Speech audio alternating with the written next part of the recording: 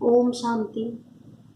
15 अक्टूबर 2020 की मुरली है। बाबा ने कहा, मीठे बच्चे, नाजुकपना भी दे अभिमाने, रूसना रोना ये सब आसुरी संस्कार तुम बच्चों में नहीं होने चाहिए। दुख सुख मान अपमान सदा सब सहन करना है। प्रश्न है, सर्विस में ढीलापन आने का मुख्य कारण क्या है? उत्तर, जब दे अभिमान के कारण एक दो की खामियां देखने लगते हैं तब सर्विस में ढीलापन आता है। आपस में अनबनी होना भी दे अभिमान है। मैं फलाने के साथ नहीं चल सकता, मैं यहाँ नहीं रह सकता, ये सब नाजुकपना है। यह बोल मुख से निकलना माना कांटे बनना, फरमानदार बनना। बाबा कहते हैं, बच्चे तुम रूहानी मिलिट्री हो, इसलिए ऑर्डर हुआ तो फौरन हाजिर होना चाहिए। कोई भी बात में आनाकानी मत करो। ओम शांति। रूहानी बाप बेट रूहानी बच्चों को समझाते। बच्चों को पहले पहले ये शिक्षा मिलती है कि अपने को आत्मा निश्चय करो, दे अभिमान छोड़ दे अभिमानी बनना। हम आत्मा है, दे अभिमानी बने तभी बाप को याद कर सके। ये है अज्ञान काल, ये है ज्ञान काल। ज्ञान तो एक ही बात देते हैं जो सर्व की सदगति करते हैं, और वह है निराकार, अर्थात उनका कोई मनुष्य आकार नहीं है। जिसको मनुष्य का आकार है उनको भगवान नहीं कह सकते। अब आत्माएं तो सब निराकार ही है, परंतु देह अभिमान में आने से अपने को आत्मा भूल गए हैं। अब बाप कहते हैं, तुमको वापिस जाना है, अपने को आत्मा समझो, आत्मा समझ बाप को याद करो, तब जन्म जन्मांतर के पाप समो, और कोई उपाय नहीं। आत्मा ही पतित, आत्मा ही पावन बनती है। बाप ने समझाया है, पावन आत्माएं हैं सत्युत्रेता में, पतित आत्मा फिर रावण राज्य में बनती है। सीढ़ी में भी समझाया है, जो पावन थे वो पतित बने हैं। 5000 वर्ष पहले तुम सब आत्माएं शांति धाम में पावन थी, उसको कहा ही जाता है निर्वाण धाम। फिर कलयुग में पतित बनते हैं, तब चिल्लाते हैं, पतित पावन आओ। बाबा समझाते हैं, बच्चे में जो तुमको ज्ञान दे रहा हूँ पतित से पावन होने का, वो सिर्फ मैं ही देता हूँ, जो फिर प्राय लोक हो जाता है। बाप कोई आकर सुनना पड़ता है। यहाँ मनुष्य ने अथा शास्त्र बनाए हैं, सतयुग में कोई शास्त्र होता ही नहीं, वहाँ भक्ति मार्ग रिंचक भी नहीं। अभी बाप कहते हैं, तुम मेरे द्वारा ही पतित से पावन बन सकते हो। पावन दुनिया जरूर बननी है। मैं तो बच्चों को ही आकर राजयोग सिखाता हूँ। देवी गुण भी धारण करने, रूसना रोना ये सभी आसुरी स्वभाव। बाप कहते हैं, दुख सुख मान अपमान सब बच्चों को सहन करना है, नाजुकपना नहीं। मैं फलाने स्थान पर नहीं रह सकती हूँ, ये भी नाजुकपना है। इनका स्वभाव ऐसा है, ये ऐसा है, वैसा है, ये कुछ भी रहना नहीं चाहिए। मुख से सदैव फूल ही निकले, कांटा नहीं निकलना चाहिए। कितने बच्चों में मुख से कांटे बहुत निकलते हैं, किसी को गुस्सा करना भी कांटा है। एक दो में बच्चों की अनबनी बहुत होती है। देह अभिमान होने कारण एक दो की खामियां देखते खुद में अनेक प्रकार की खामियां रह जाती है, इसलिए भी सर्विस ढीली पड़ जाती है। बाबा समझते हैं, ये भी ड्रामा अनुसार होता है, सुधरना भी तो मिलिट्री है। मिलिट्री के लोग जब लड़ाई में जाते हैं तो उनका काम ही दुश्मन से लड़ना। फ्लड्स होती है, वह कुछ हंगामा हुआ तो भी बहुत मिलिट्री को बुलाते हैं। फिर मिलिट्री के लोग मजदूरों आदि का काम भी करने लग पड़ते हैं। गवर्नमेंट मिलिट्री को ऑर्डर करती है, यह मिट्टी सारी भरो, अगर कोई न आया तो गोली के मुंह में। गवर्नमेंट का ऑर्डर मानना ही पड़े। बाप कहते हैं, तुम भी सर्विस के लिए बांधे हुए हो। बाप जहाँ भी सर्विस पर जाने के लिए बोले, झट हाजिर होना चाहिए। नहीं मानो तो मिलिट्री नहीं कहेंगे, वो फिर दिल पर नहीं चढ़ती। तुम बाप के मददगार हो सबको पैगाम देने में। अब समझो कहाँ बड़ा म्यूजियम खोलते हैं, कहते हैं 10 माइल दूर है, सर्विस पर तो जाना पड़े ना। खर्चे का ख्याल थोड़ी ही करना है। बड़े से बड़ी गवर्नमेंट बेहद के बाप का ऑर्डर मिलता है। जिसका राइट हैंड फिर धनराज है, उनकी श्रीमत पर न चलने से फिर गिर पड़ते हैं। श्रीमत कहती, अपनी आंखों को सिविल बनाओ, काम पर जीत पाने की हिम्मत रखनी चाहिए। बाबा का हुक्म है, अगर हम नहीं मानेंगे तो एकदम चकनाचूर हो जाएंगे, किस जन्म की राजाई में रोला पड़ जाएगा। बाप कहते हैं, मुझे बच्चों के बिगड़ तो कभी कोई जान न सके, कल पहले वाले ही आहिस्ते आहिस्ते निकलते रहेंगे। ये है बिल्कुल नई बातें, यह है गीता का युग। परंतु शास्त्रों में इस संगम युग का वर्णन नहीं है। गीता को ही द्वापर में ले गए हैं, लेकिन जब राजयोग सिखाया तो जरूर संगम होगा ना। परंतु किसी की बुद्धि में ये बातें नहीं है। अभी तुम्हें ज्ञान का नशा चढ़ा हुआ है। मनुष्य को ये भक्ति मार्ग का नशा कहते हैं। भगवान भी आ जाए तो भी हम भक्ति नहीं छोड़ेंगे। ये उत्थान और पतन की सीढ़ी बहुत अच्छी है, तो भी मनुष्य की आंखें नहीं खुलती है। माया के नशे में एकदम चकनाचूर है। ज्ञान का नशा बहुत देरी से चढ़ता है। पहले तो देवी गुण भी चाहिए। बाप का कोई भी ऑर्डर हुआ तो उसमें आनाकानी नहीं करनी, ये मैं नहीं कर सकता हूँ। इसको कहा जाता है ना फरमानदार। श्रीमत मिलती है ऐसा ऐसा करना है तो समझना चाहिए कि शिव बाबा की श्रेष्ठ मत ये है ही सदगति दाता। दाता कभी उल्टी मत नहीं देंगे। बाप कहते हैं मैं इनके बहुत जन्मों के अंत में प्रवेश करता हूँ। इनसे भी देखो लक्ष्मी ऊँच चली जाती है। गायन भी है, फिर मेल को आगे रखा जाता है।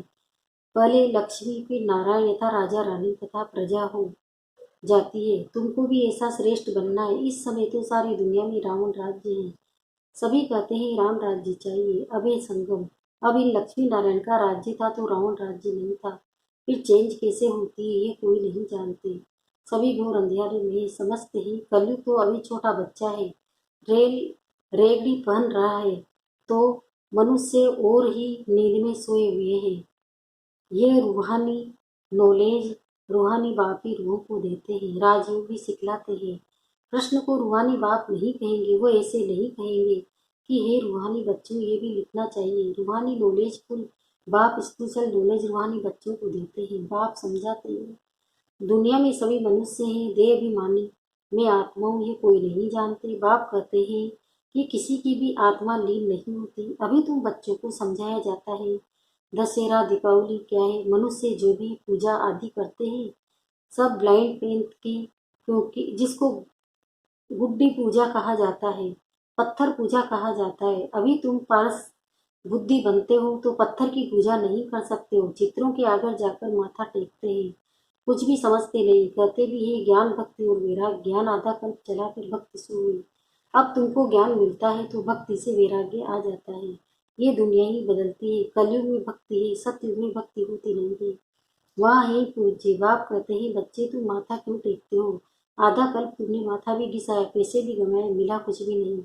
माया ने एकदम माथा मोड़ दिया है, कंगाल बना दिया है। फिर बाप आकर सबका माथा ठीक कर देते हैं। अभी आहिस्ते आहिस्ते कुछ यूरोपियन लोग भी समझते हैं बाबा ने समझाया है। ये भारतवासी तो बिल्कुल तमोगुणी बन गए हैं। वो और धर्म वाले फिर भी पीछे आते हैं तो मुख भी थोड़ा दुख भी थोड़ा मिलता है।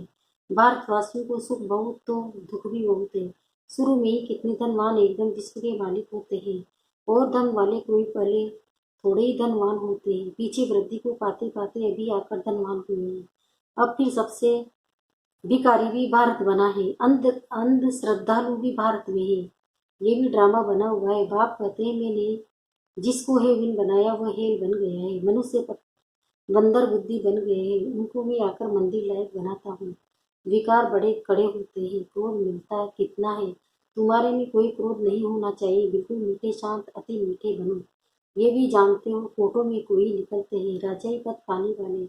बाप कहते मैं आया हूँ तुमको नरसिंह नारायण बनाने। उसमें भी 8 रतन मुख्य गाए जाते हैं। 8 रतन और बीच में है माया। बाप 8 है पास विद ओनर, सो भी नंबरवार पुरुषार्थ अनुसार। देह अभिमान को तोड़ने में बड़ी मेहनत लगती है। देह का भान बिल्कुल निकल जाए, क्योंकि पक्के ब्रह्म ज्ञानी जो होते हैं उन्हों का भी ऐसे होता है। बैठे बैठे देह का त्याग कर देते हैं। बैठे बैठे ऐसे शरीर छोड़ते हैं। वायुमंडल एकदम शांत हो जाता है। और अक्सर करके प्रभात के शुद्ध समय पर शरीर छोड़ते हैं। रात को मनुष्य बहुत गंध करते हैं। सुबह को स्नान आदि करके भगवान भगवान करने लगते हैं, पूजा करते हैं। बाप सब बातें समझाते रहते हैं। प्रदर्शनी आदि में भी पहले पहले तुम अल्प का परिचय दो। पहले अल्प बे और बे। बाप को एक ही निराकार है। बाप रचयिता ही भेंट रचना के आदि मध्य अंत का ज्ञान समझाते हैं। वही बाप कहते हैं मामेकम याद करो।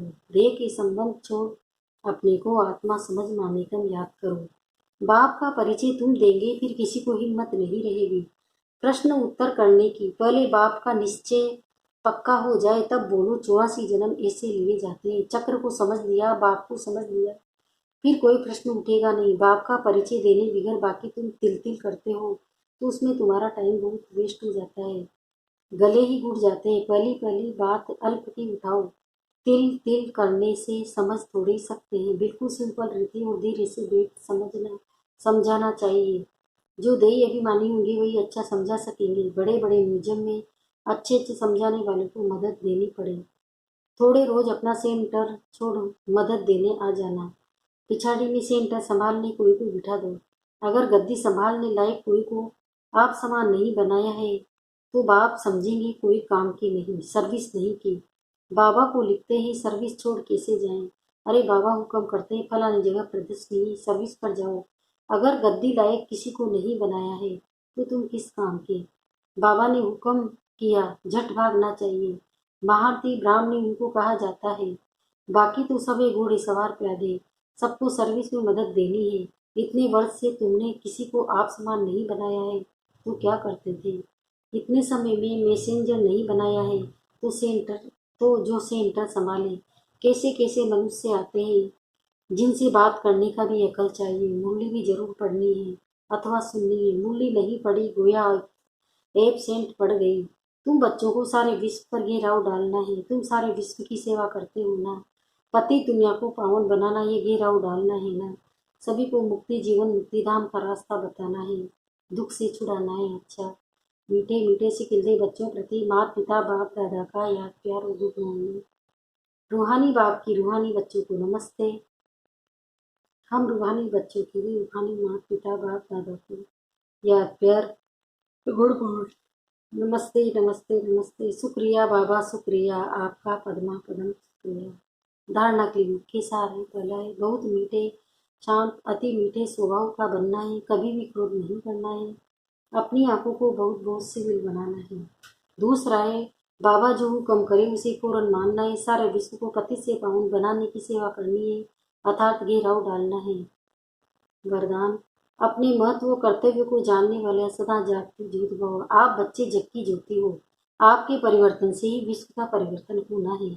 इसलिए बीती सो बीती कर अपने महत्व व कर्तव्य को जानकर सदा जागती ज्योत बनो। आप सेकंड में स्व परिवर्तन से विश्व परिवर्तन कर सकते हो। सिर्फ प्रैक्टिस करो। अभी अभी कर्म योगी अभी अभी कर्मातीत स्टेज।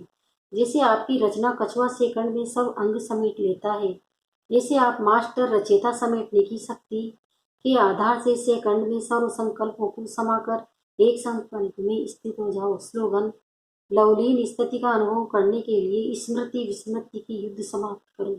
ओम शांति। ओम शांति।